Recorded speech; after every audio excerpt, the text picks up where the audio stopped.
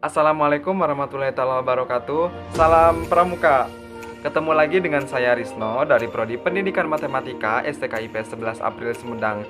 Nah, di video yang kedua ini saya akan mensimulasikan bagaimana cara menjadi pembina pramuka di tingkat penegak. Nah, adapun materi yang akan saya bahas pada video yang kedua ini yaitu materi SKU Laksana nomor 7, yaitu dapat memimpin rapat atau musyawarah dan membuat risalah rapat dengan baik. Mau tahu videonya? Simak selanjutnya.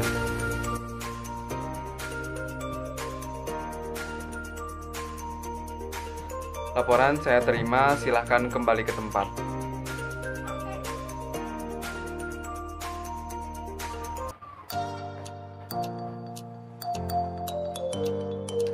Pancasila.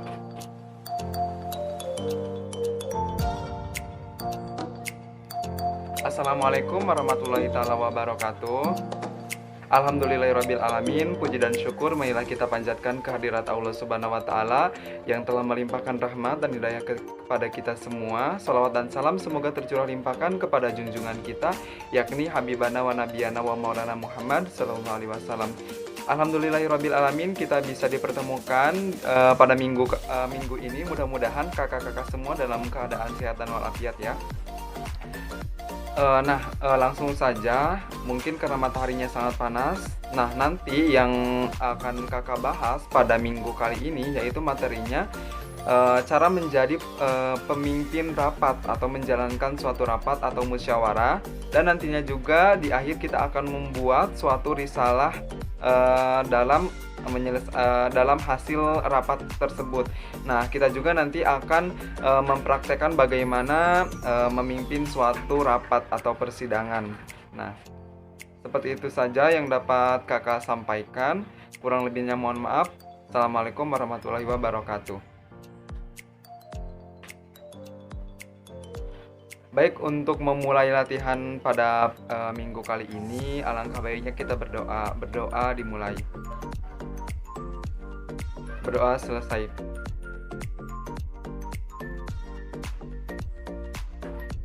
Laporan saya terima, silahkan kembali ke tempat.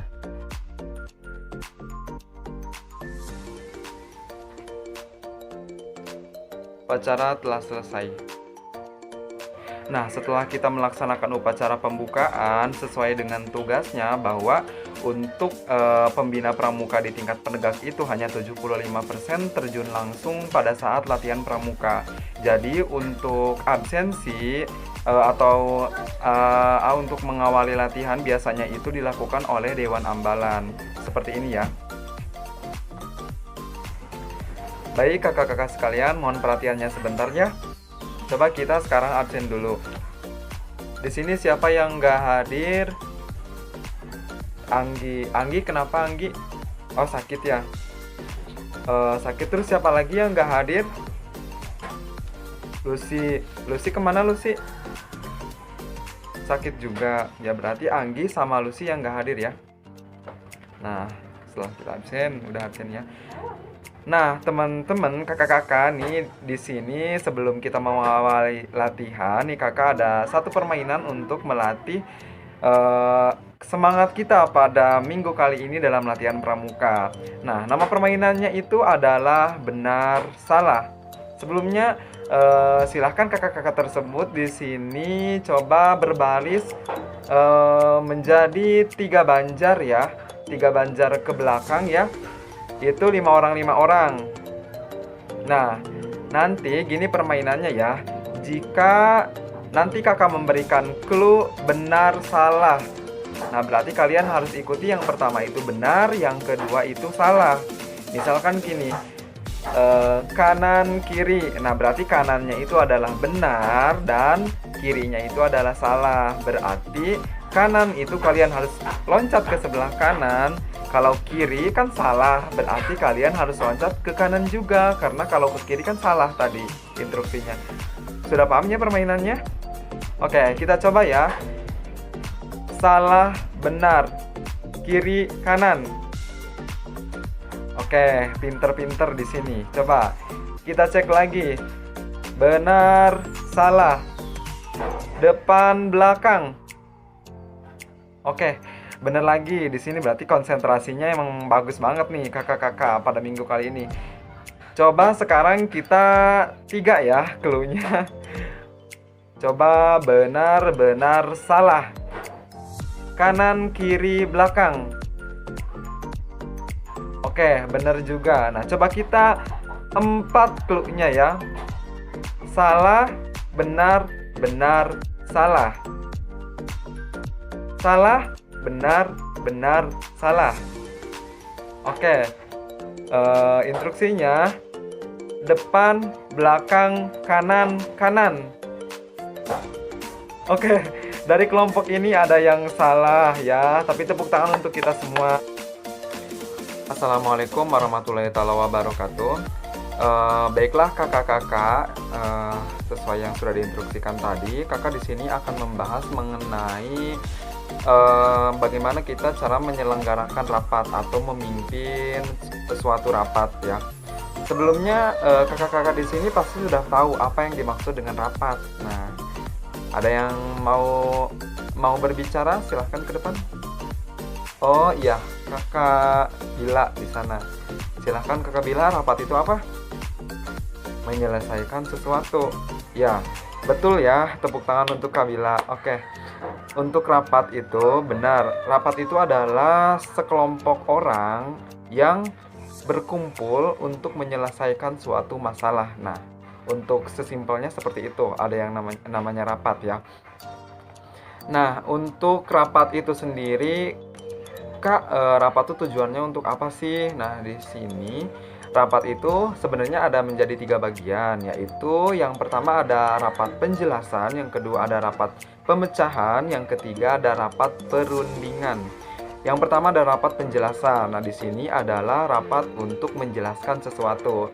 Jadi, biasanya pemimpin rapat itu hanya menjelaskan sesuatu, tidak merundingkan atau mencari jalan keluar dari suatu masalah. Yang kedua ada rapat pemecahan. Nah, di sini barulah pemimpin rapat tersebut dia memecahkan suatu masalah dan juga mencari jalan keluarnya. Nah, yang ketiga itu adalah rapat perundingan. Nah, untuk rapat yang ketiga ini adalah rapat yang bertujuan untuk menghindari adanya suatu perselisihan atau perseteruan dari tiap anggota atau ambalan itu sendiri. Jadi seperti itulah untuk dari tujuan dari rapat itu sendiri.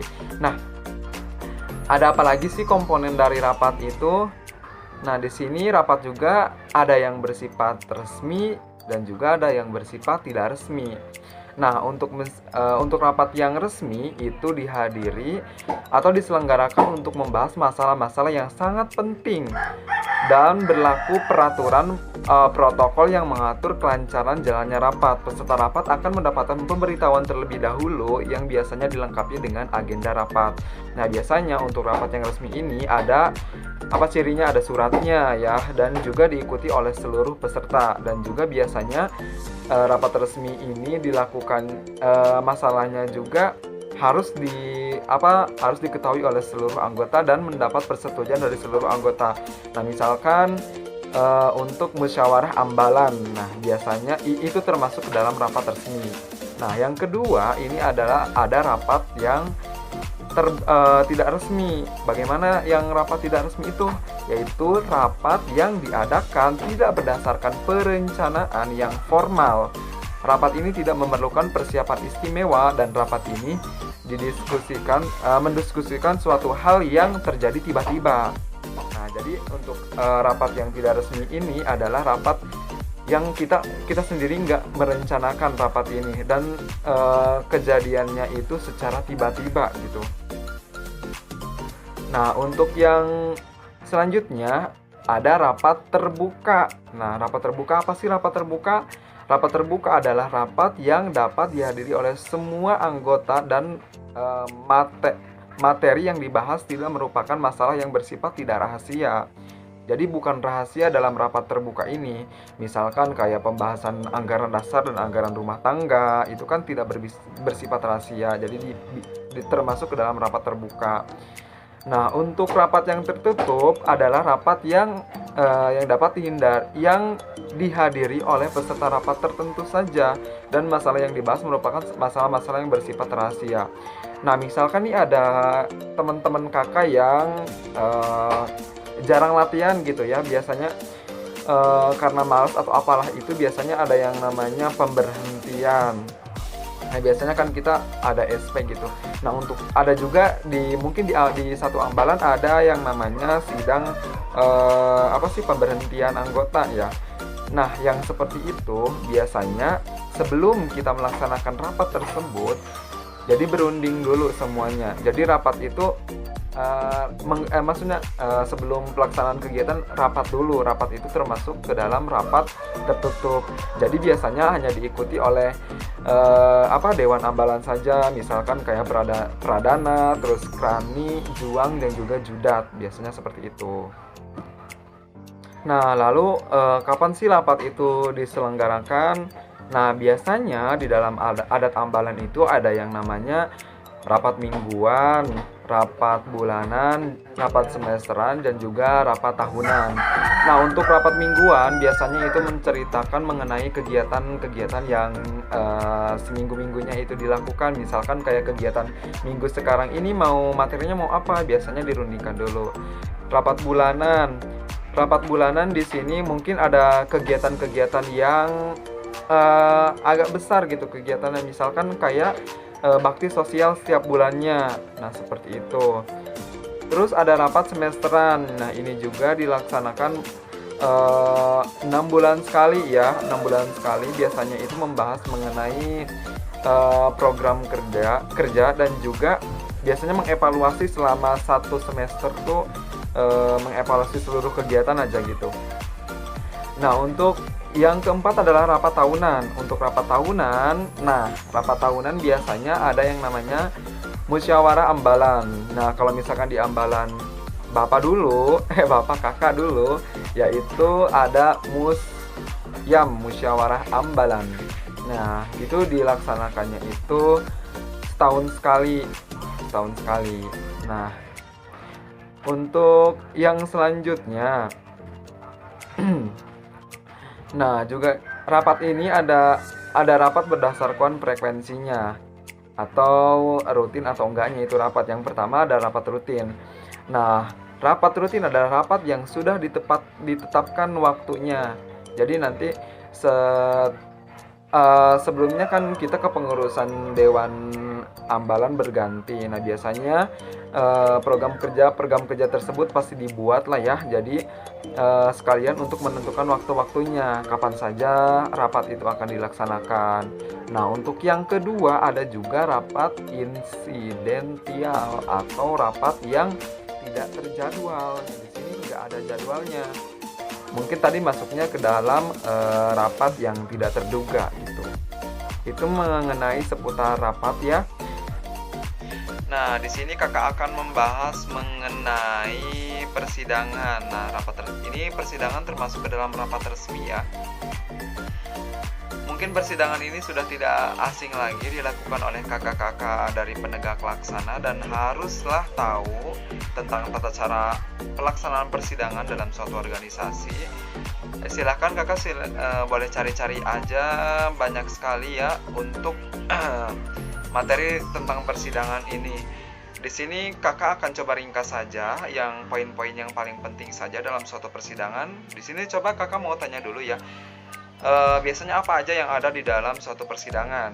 Nah, tentu saja ya ada presidium atau pemimpin sidang. Ada berapa pemimpinnya?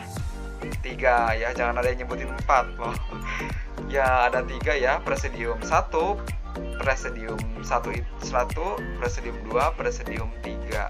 Nah, biasanya presidium 1 itu tugasnya untuk memutuskan atau mengambil suatu keputusan. Yang presidium kedua biasanya itu untuk sebagai pengawas dari suatu persidangan. Presidium ketiga biasanya itu untuk notulens rapat atau sidang. Ada apa lagi? Ada palu sidang, betul. Harus ada apa lagi? Tentunya harus ada pesertanya. Masa sidang nggak ada pesertanya? Ya, itu komponen-komponen dalam sidang ya. Udah pada tahu semua. Terus yang selanjutnya di sini akan kakak pak, mungkin kalian tinggal di searching aja ya untuk yang hak-hak dalam persidangan, terus kewajiban dalam persidangan, tugas dari pemimpin sidang. Nah, di sini yang akan kakak bahas mengenai yang paling penting adalah aturan ketuk palu dalam persidangan. Nah, mungkin teman-teman yang belum pernah ikut kakak-kakak belum pernah ikut persidangan, belum tahu bagaimana aturan ketuk palu dalam persidangan. Nah, di sini kakak akan jelasin ya. Nah, yang pertama adalah 1 kali ketuk, gitu ya. Itu apa sih maknanya? Yang pertama, menerima dan menyerahkan pimpinan sidang. Yang kedua, itu mengesahkan keputusan poin per poin yang keputusannya itu bersifat sementara. Terus untuk 1 kali ketuk juga yaitu mengskorsing dan mencabut kembali skorsing, tetapi skorsingnya itu dalam waktu yang tidak lama, artian dalam waktu sebentar ya. Terus yang selanjutnya, 1 ketukan itu juga melambangkan atau memberikan makna mencabut kembali atau membatalkan ketukan terdahulu yang dianggap keliru. Nah, di sini membatalkan keputusan juga. Nah, selanjutnya ketukan 1 palu itu memberikan peringatan kepada peserta sidang. Nah, itu ya untuk 1 kali ketuk. Nah, untuk yang 2 kali ketukan yaitu mengskorsing atau mencabut kembali skorsing dalam waktu yang cukup lama, misalkan untuk melobi atau untuk istirahat dan lain sebagainya, yang waktunya itu 2 kali 15 menit ya, 30 menit dan di atasnya, misalkan 45 menit atau 1 jam. Nah, itu biasanya ketukannya 2 kali saat menskorsing dan mencabut skorsing. Nah, untuk yang ketiga ada 3 kali ketukan palu. Nah, untuk 3 kali ketukan palu ini melambangkan atau memberikan makna membuka atau menutup sidang secara resmi. Nah, membuka menutup berarti 3 kali ya. Mengesahkan keputusan final atau akhir dari sidang. Yang selanjutnya, nah ada juga ini yang ketukannya biasanya berulang-ulang ya. Tok tok tok tok tok tok. Itu sebenarnya melambangkan apa sih? Nah, itu adalah melambangkan pemimpin sidang mencoba untuk menenangkan peserta sidang dalam suatu quorum. Jadi misalkan kalau peserta sidang sudah tidak bisa diajak kompromi, misalkan berisik gitu ya. Nah, biasanya pemimpin sidang langsung mengetuk palu secara berulang-ulang. Itu melambangkan supaya menenangkan peserta sidang dalam quorum. Nah, seperti itu. Nah, untuk yang selanjutnya, coba kita akan mempraktekkan bagaimana sih sidang yang baik dan benar itu. Nah, seperti ini ya. Nah, ini kita ibaratkan sebagai palu sidangnya saja ya. Ini ada ballpoint, ini adalah taplaknya, kita buku aja. Seperti ini ya. Misalkan ini sidang dalam musyawarah ambalan ya, yang dilaksanakannya tiap tahun.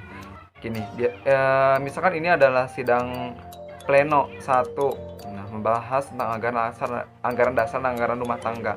Kayak gini ya.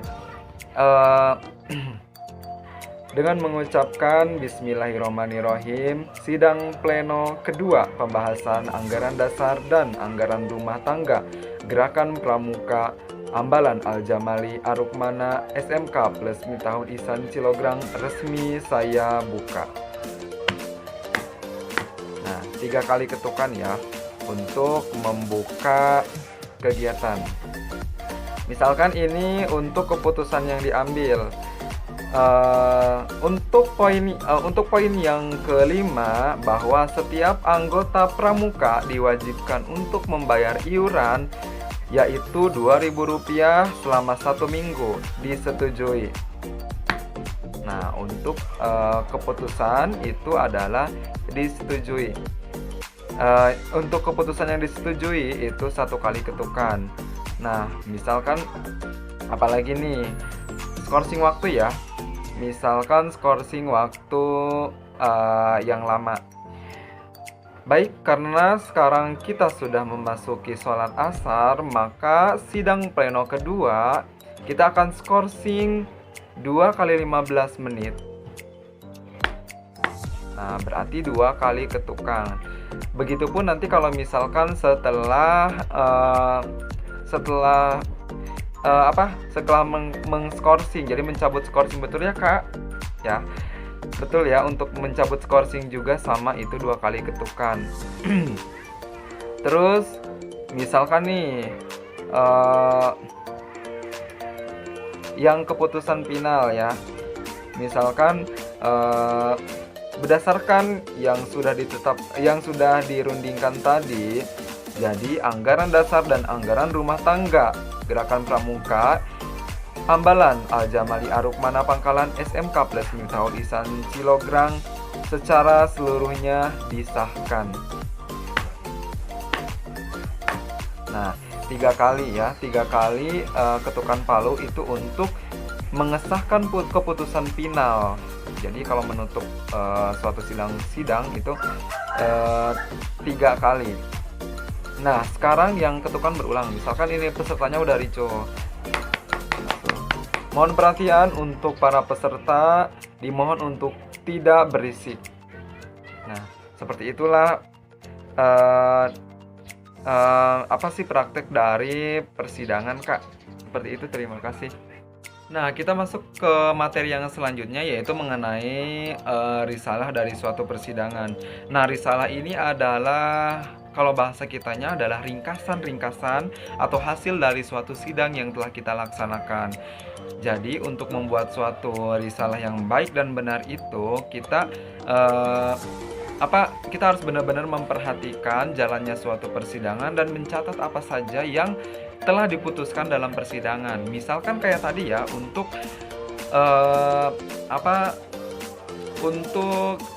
iuran kas itu dibayarkan 1 minggu sekali sebesar Rp2.000.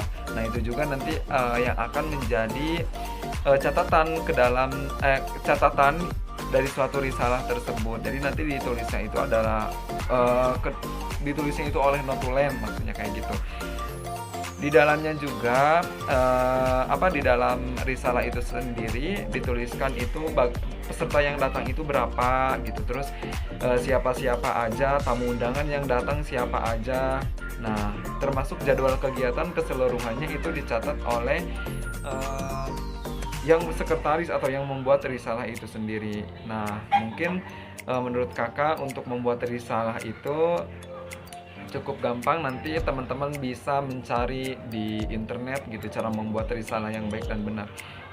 Baik, itu saja yang dapat kakak sampaikan, kurang dan lebihnya mohon maaf. Kita bertemu lagi ya di minggu depan, jangan lupa lah. Terima kasih. Assalamualaikum warahmatullahi wabarakatuh.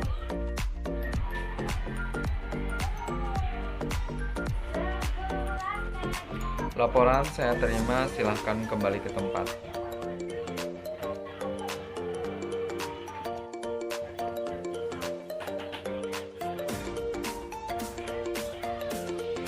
Assalamualaikum warahmatullahi wabarakatuh. Alhamdulillahirabbil alamin. Untuk minggu sekarang kita telah melaksanakan kegiatan dengan lancar.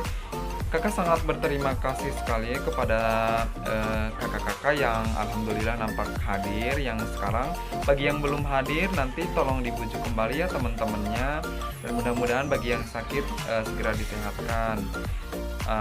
Nah, untuk selanjutnya kakak salamkan kepada teman-teman orang tua teman-teman di rumah ya, salam hangat dari kakak. Dan jika teman-teman langsung pulang di jalannya juga tolong berhati-hati.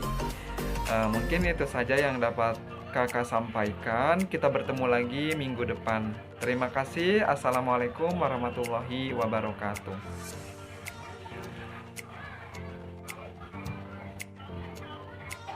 Baik, setelah mengakhiri latihan, sebelum pulang, marilah kita membacakan doa bersama-sama. Berdoa selesai. Laporan saya terima, silahkan kembali ke tempat. upacara telah selesai. Baik teman-teman, itu saja yang dapat saya sampaikan. Kurang dan lebihnya mohon maaf ya untuk video ini. Semata-mata aku buat untuk memenuhi tugas mata kuliah Kepramukaan 2 Ibu Mustika Nur Aini. Dan terima kasih bagi teman-teman yang sudah menonton video aku. Dan mohon maaf jika video ini kurang begitu bagus. Mohon dimaafkan. Hatur nuhun, terima kasih. Assalamualaikum warahmatullahi wabarakatuh.